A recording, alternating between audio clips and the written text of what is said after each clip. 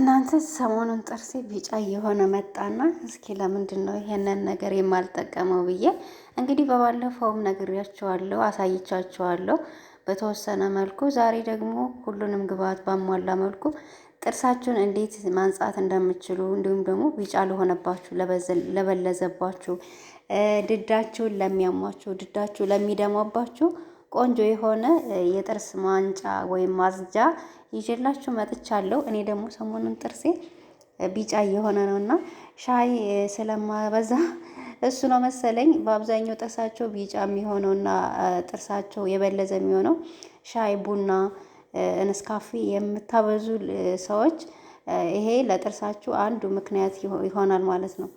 እና ቤተሰቦች በመጀመሪያ ይቅርታ፣ እንዴት ናችሁ? ሰላም ናችሁ? እግዚአብሔር ይመስገን ደህና ነኝ። እንግዲህ ዛሬም ለእናንተ ይሆናል ያዘጋጀሁትን ቪዲዮ ይዤላችሁ መጥቻለሁ። ዛሬ ይዤላችሁ የመጣሁት ደግሞ ጥርሳችሁ ማጽዳት ወይም ደግሞ ቢጫ እየሆነ የበለዘ ድዳችሁ እያሳከካችሁ ወይም ድዳችሁ እየደማ ካስቸገራችሁ ይህንን የጥርስ ውህድ ተጠቀሙት ብዬ መክራችኋለሁ። በጣም ቆንጆ ነው። ለእኔ ተመችቶኛል፣ ወድጀዋለሁ። እና እንግዲህ መጀመሪያ የሚያስፈልገን ሙዝ ነው።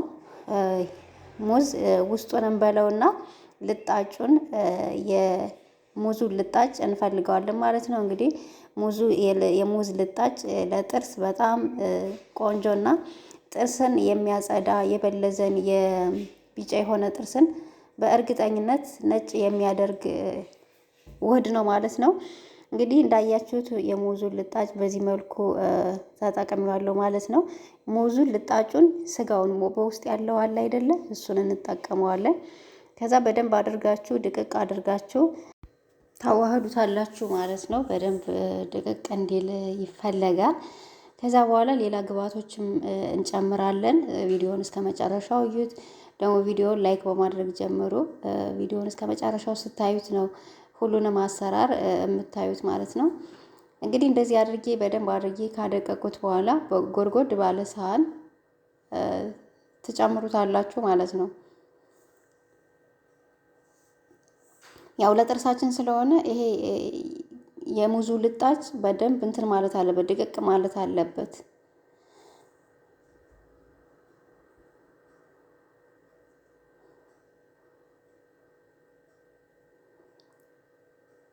እንግዲህ እንደዚህ አድርጌ አድቅቄዋለሁ። ከዛ በኋላ ምን እንጨምርበታለን እዚህ ላይ መሰላችሁ? ጨው እንጨምራለን ማለት ነው። ጨው ትጨምራላችሁ፣ ትንሽ ሳታበዙት ግማሽ የሻይ ማንኪያ የሚሆን ጨው ትጨምሩበታላችሁ። እንግዲህ ጨው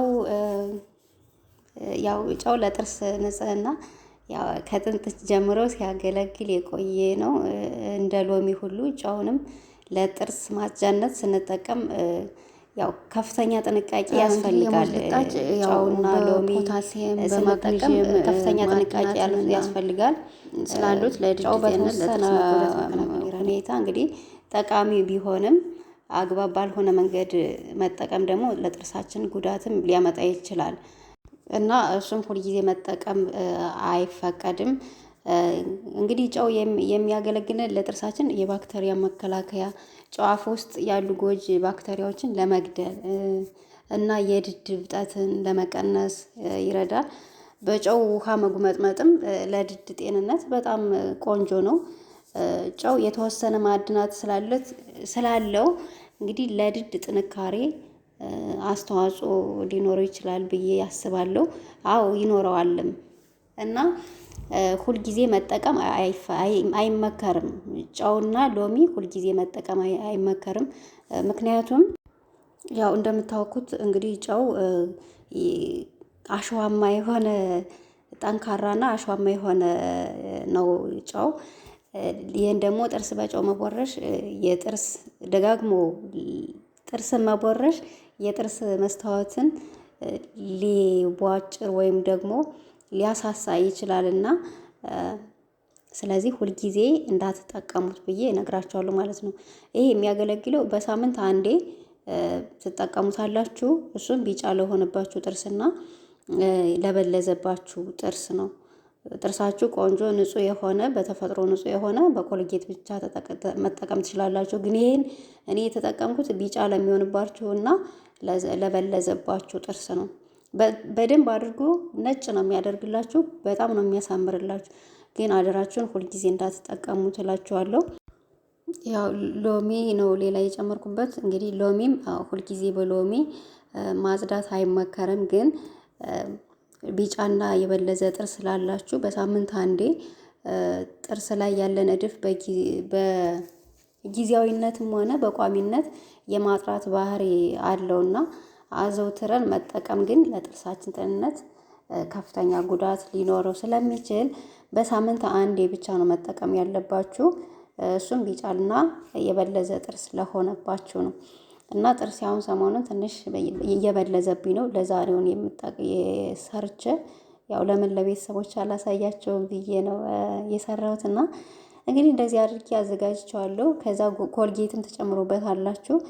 ኮልጌት፣ ሎሚ፣ ጨው ነው ዛሬ ያዘጋጀሁት እና የሙዝ ልጣጭ እሱን አንድ ላይ አድርጌ ነው ሰርቼ ያዘጋጀሁት። በጣም ቆንጆ ነው።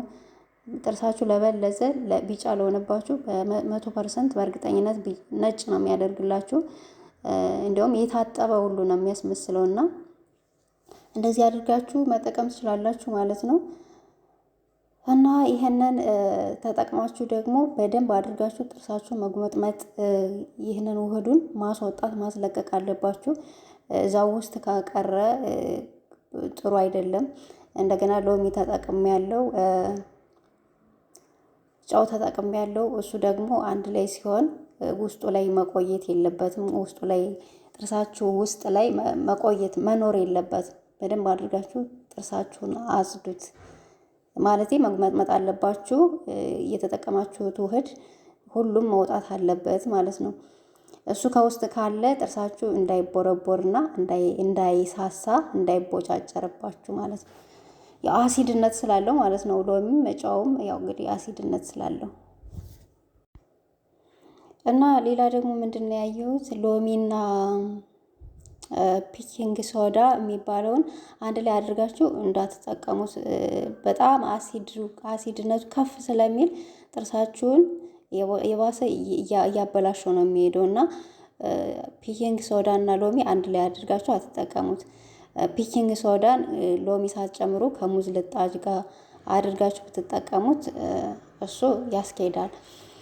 እና ቤተሰቦች እንደዚህ አድርጋችሁ ጥርሳችሁን ትቦርሻላችሁ። በጣም ነው ነጭ የሚያደርግላችሁ። የበለዘባችሁ ቢጫ የሆነባችሁ ቆንጆ ነው የሚያደርግላችሁ። ያው ጥርሴ ሰባጥራ ጥርስ ቢሆንም ግን እሱንም ንጽህናው መጠበቅ ያው ግዴታ ስላለብኝ ነው።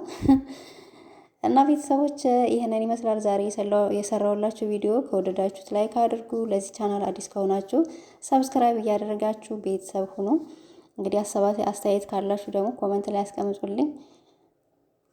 ስለምትከታተሉኝ በጣም አመሰግናለሁ። በሌላ በአዲስ ቪዲዮ እስከምንገናኝ እስከዛው መልካም ጊዜ